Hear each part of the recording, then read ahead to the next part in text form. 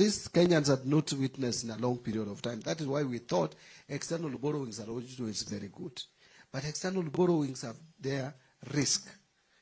The risk here is, what happened last year is by January last year, or by December 2023, we had external debts of 6 trillion. And by shilling just appreciating from 160 to 130, that debt has come down from 6 to 5 trillion. What is the effect of that?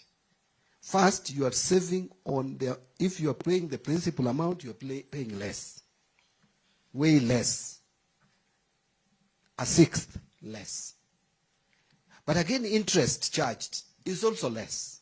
So if that continues over the period, you save quite a lot. Again, in that area, we are saving. So that risk also you must balance off with the risk of domestic debt and see where you are. So I think that I've explained even the dollar effect that Mheshimiwa you asked. But we can't go too low also. We can't also allow the shilling to appreciate too much. In fact, our assessment is that the shilling at 130 is the most reasonable for our economy. Because if you make shilling too strong, then you also discourage exports. And the moment you discourage exports, you will not have foreign exchange reserves. And you will be more exposed because now you don't have the ability even to pay your debts. So we have to balance it in a way that promotes exports and also manages imports. So you can see both exports and imports have been going up with 130 shillings or 129 shillings. That is a clear sign that that is a balancing rate that we should maintain. On, well, I think we have talked about sessional paper, but I agree with you. I think I need to get more to engage. But again, some of these things is just by sitting down with your colleagues and discussing, like when Honorable Kenyan, you came with your team to us. What we need to do now is to see, is there some deliberate efforts to mainstream that into the budget? What can we do? We may not do everything in 1 year, but we need to reflect inclusivity in our budget. Because it's expounded in our, including even the Article 201 on public finance, talks about inclusivity. It's a constitutional requirement. Enticing Kenyans coming, but can I just say something? I hope it will not be too controversial, you know. We have the media here, but it's okay. This is what I've been saying. If we cannot fight corruption and root it out, we better allow people who have got this illicit money to invest it here.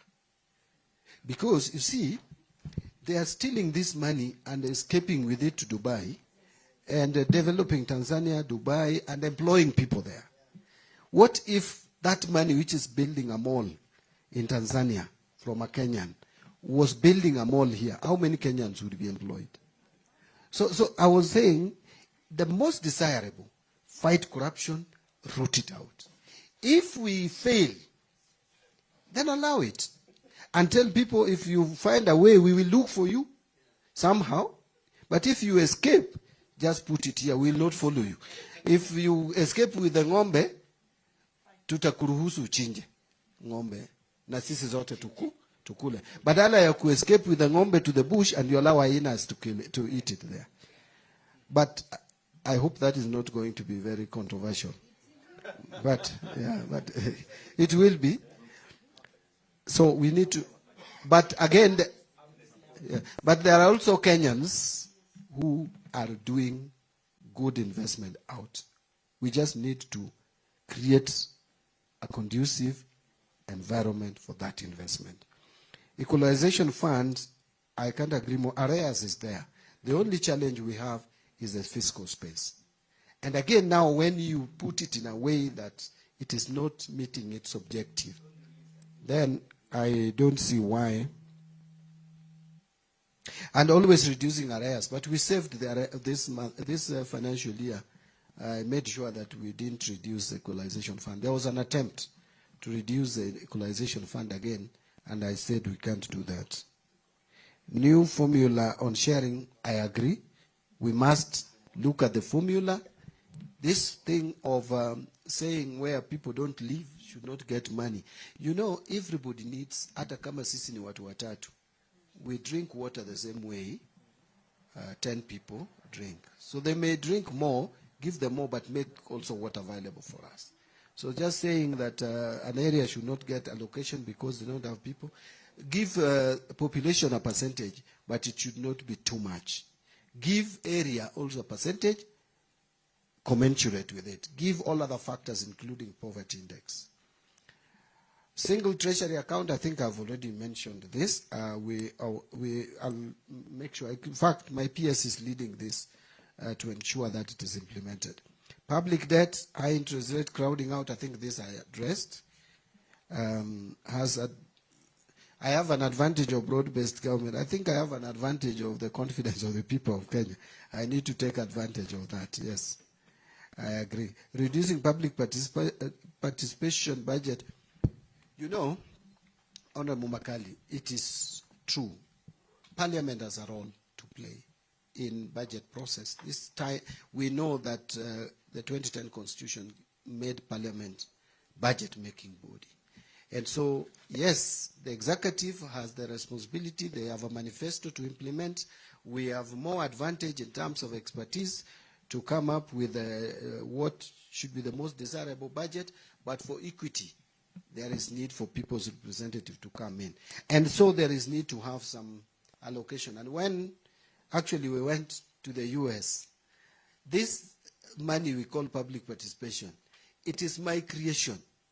We went with Honorable Mutava Musimi to the US, and we were told about this terminology that has now been abused of pork barrel. It is not a crime. In the US, it is recognized, the pork barrel. And that is where we got that terminology. And when we came back, I insisted to Honorable Mutava that we need to implement it. Now, there has been money for public participation. Unfortunately, there has also been abuse. And that is, I think, what... And this abuse, honorable members will allow me, it did not start recently. It has been there. Sometimes you do budget, then last minute, we used to complain with Honorable Makali here. Last minute, the chair comes with figures altered. I hope, Honorable Atandi, you will not do that. Figures altered. In fact, sometimes we used to get shocked on the floor of the House. These are not the figures that we passed. And now you are told the president has said. You know, you have no way of walking to State House to confirm and verify the facts, and you take it. And by the way, most chairs, if not all, have that unlimited access to head of state. So you would imagine that they have consulted. And you are members of that committee. You don't know. Now, you people had put the budget, but it was altered, the public participation. A lot of money were put in it. It was 18 billion, I hear. When Gen Zs revolted, it came down to 12.9. Now, a lot of it were in areas that were not making a lot of sense. So the head of state, when we met, and actually it was brought by the CS roads, that look, I have a budget here, which I don't know where it came from. My people don't know where it came from. It came from your people. And the head of state told me, CS, this money, reallocate. I had no reason to object to that. But I think we left something out of that. Let me not go into the details. But public participation, I support. We need to still have it. Make sure that the counties we have identified, we give allocation so that there is that affirmative action. So it is something I support. I'm sure when we'll get to budget estimate, tutaangalia hiyo. NGCDF, I made a promise. Unfortunately, I expected some external finances to come. In fact, even when I spoke in Naivasha, I said we will release the money, and if we get some external finances, I'll even do 2 months. There was a month I was supposed to do 2 months. But I only did 1 and didn't do the 2 months. Why? Because the external finances have not come.